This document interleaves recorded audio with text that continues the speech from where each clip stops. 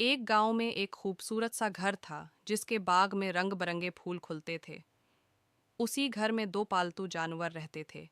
एक निटखट बली जिसका नाम म्यानो था और दूसरा वफादार कुत्ता जिसका नाम भूलू था। म्यानो और भूलो एक ही घर में रहते थे, लेकिन उनकी आपस में बिल्कुल नहीं बनती थी। म्यानो बहुत मगरूर थी। वो हमेशा भूलो से कहती, तुम सिर्फ मालिक की हिफाजत के लिए हो, तुम्हारी जिंदगी कितनी बोर है। देखो मैं कितनी हुसीन हूँ, सब मुझे प्यार करते हैं। भूलो चुपचाप उसकी बातें सुनता और मुस्कुरा देता। वो जानता था कि हर किसी का काम और किरदार अलग होता है। एक दिन गांव में एक चूर आ गया। वो रात के अंधेरे में घुसकर घर के कमरे में दाखिल हो गया।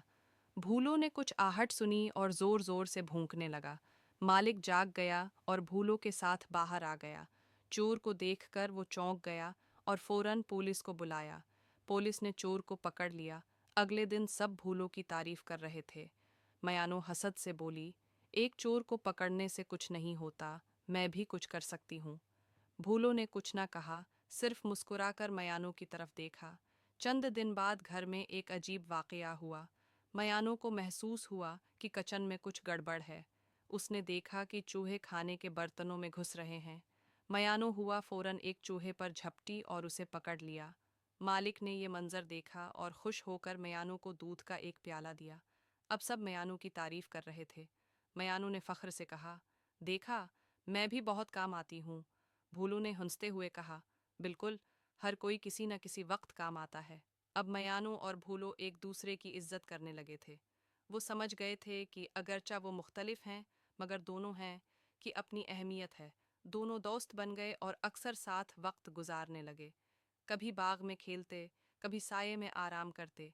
वो अपने मालिक का घर मिलकर महफूज रखते और उसके दिल का सुकून बन गए। एक दिन गांव में मेला लगा। मालिक ने दोनों को साथ ले जाने का फैसला किया। मेले में बच्चों ने मयानों और भूलों को देखा और उनके साथ तस्वीरें खंचवाएं। बच्चों ने कहा, वाह, क्या खूबसूरत बली है और कितना वफादार किता है। मयानों और भूलो खुश हुए कि लोग इनसे मोहब्बत करते हैं। वापसी पर भोलू ने मयानों से कहा, हम दोनों अलग अलग हैं, मगर एक दूसरे के बगैर अधूरे। मयानों ने सिर हिलाकर कहा, और यही दोस्ती की खूबसूरती है। तब से गांव में सब बच्चों को ये सिखाया जाने लगा कि हमें दूसरों की खूबियों को पहचानना चाहिए और किसी को कमतर नहीं समझना चाहिए।